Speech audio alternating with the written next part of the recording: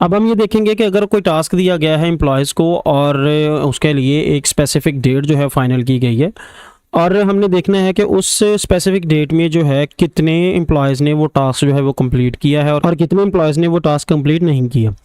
अब यहाँ पे टास्क स्टेटस लिखा हुआ है थर्ड कॉलम में, कॉलम सी में, कि अगर कोई एम्प्लॉय टास्क कंप्लीट कर लेता तो उसके लिए डन लिख देना है, और अगर कोई टास्क कंप्लीट नहीं करता उसके लिए नॉट डन लिख देना है।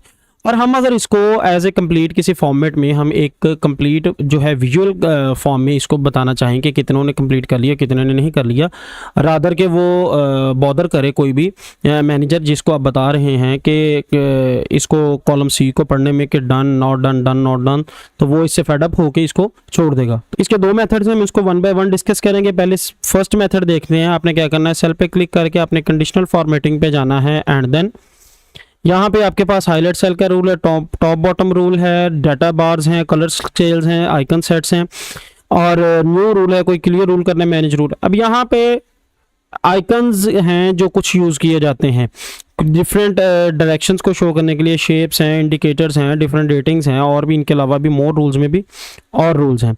हम क्या करेंगे, हमने कंडीशनल फॉर्मेटिंग पे जाके न्यू रूल पे क्लिक करना है। न्यू रूल हमने बनाना है तो उसके लिए क्या करेंगे, हमने यहाँ से जो format all cells based on their values, ये जो यहाँ पे हमारे पास जो वैल्यूज़ आएंगी उसके अकॉर्डिंग हमने एक फॉर्मेट को देना है। इस फॉर्मेट के लिए क्या करेंगे, हमने सबसे पहले टू कलर्स के लिए हम एक ही आइकन सेट देखेंगे कि हमने आइकन यूज़ करना है टिक और क्रॉस का। अच्छा जी, उस आइकन के हवाले से क्या करना है, हमने यहाँ पे अब देखना है आइकन स्टाइल, हमने देखना है कौन सा हो। आइकन हम देखते हैं, कहते हैं कि हमारे पास टिक क्रॉस होना चाहिए। यहाँ पे देखते हैं जी, फर्स्ट है जी display each icon according to these values. हमने स्पेसिफिक वैल्यूज इसको पुट कर देनी है। स्पेसिफिक वैल्यूज हमने इसको दे देनी है कि अगर वो स्पेसिफिक वैल्यू हो या उसके राउंड अबाउट हो या जो भी हम यहाँ पे कंडीशन इसको दे देंगे उसके अकॉर्डिंग हमें ये वाला आइकन शो करे, और अगर तो कंडीशंस जो हैं वो दूसरे आइकन्स के अकॉर्डिंग होंगी तो वो दूसरा आइकन शो करे। हम कहते हैं कि हमारे पास टिक आना चाहिए व्हेन वैल्यू इज ग्रेटर हो, किस से, किस वैल्यू से, 0 से, और टाइप किस में हो, वो नंबर्स में हो। क्रॉस आना चाहिए हमारा when value is greater than equal to 0, और परसेंट में नहीं नंबर में आना चाहिए। हमें सिर्फ ये टू टाइप ऑफ आइकन्स चाहिए, थर्ड नहीं चाहिए। इसको लिख देंगे यहाँ पे no cell icon. No cell icon पे क्लिक करने के बाद जब हम ओके पे क्लिक करेंगे तो ये हमारे पास, अब आप सोच रहे होंगे कि शो तो कुछ नहीं हुआ, ना टिक ना क्रॉस ना कुछ इनके अलावा, तो हमें यहाँ पे इनको साइंस को या आइकन सेट को शो करने के लिए यहाँ पे फार्मूला लगाना पड़ेगा, इफ वाला फार्मूला लगाएंगे जी। इफ का फार्मूला कैसे लगता है जी, इक्वल टू इफ टैब। अब नीचे देखें तो हमारे पास एक फॉर्मेट बता रहा है कि लॉजिकल टेस्ट, किसका टेस्ट करना है हमने, इस वैल्यू का।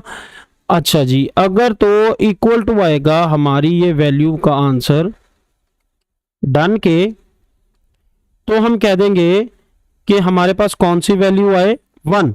इसके अलावा आए तो हमारे पास वैल्यू क्या है, 0, और ब्रैकेट क्लोज, एंटर प्रेस करते हैं। अब चूंकि डन था तो हमारे पास 1 वैल्यू की वजह से टिक आ गया है। अब इसी फार्मूले को मैं पूरे कॉलम में कॉपी कर देता हूं। जब पूरे कॉलम में कॉपी करता हूं तो उस फार्मूला के अकॉर्डिंग हमारे पास ये आइकन्स भी शो हो रहे हैं और वैल्यूज भी शो हो रही हैं। अब मैं ये चाहता हूं कि हमारे पास जस्ट वैल्यूज नहीं, सिर्फ आइकन्स आए। कंडीशनल फॉर्मेटिंग, मैनेज रूल पे जाएंगे, इस पे डबल क्लिक करेंगे जो हमने अभी रूल सेट किया है। हम यहाँ पे रिवर्स आइकन ऑर्डर के नीचे हमारे पास ऑप्शन शो हो रहा होगा शो आइकन्स ओनली। आइकन्स पे क्लिक करेंगे और ओके पे क्लिक करने के बाद देन ओके, तो हमारे पास जस्ट आइकन्स शो होंगे।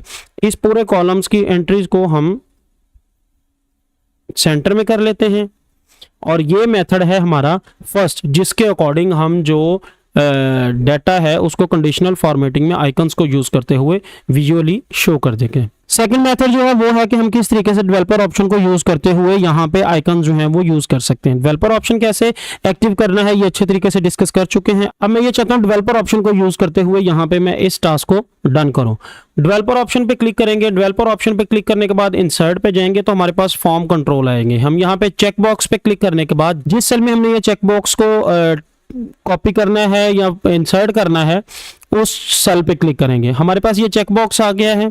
हम इस चेक बॉक्स को सेल के अकॉर्डिंग एडिट कर लेंगे और सेल पे इस पे चेक बॉक्स पे क्लिक करने के बाद एडिट टेक्स्ट पे जाएंगे और यहाँ टेक्स्ट लिख देंगे, ये आ जाएगा हमारे पास। हम लिख देते हैं कि यहाँ पे डन का ऑप्शन जब आए तो ये हमारे पास है, ये हमारे पास जो आइकन है वो चेक बॉक्स के अकॉर्डिंग आ गया है। अब हम क्या कर सकते हैं, इस चेक बॉक्स के ऑप्शन को इस सारे के सारे सेल्स में कॉपी कर सकते हैं। अब जिस जिस एम्प्लॉय के आगे डन का स्टेटस है क्लिक कर देंगे, डन आ जाएगा। इधर भी done done done done done. अब जिन पे डन नहीं है इसका मतलब ये है कि उन्होंने टास्क डन नहीं किया, जिन पे डन का टिक का निशान है इसका मतलब ये है कि उन्होंने टास्क को कंप्लीट कर लिया है। ये दोनों मेथड्स के जरिए हम जो टास्क हैं उनकी कंप्लीशन को हम शो कर सकते हैं।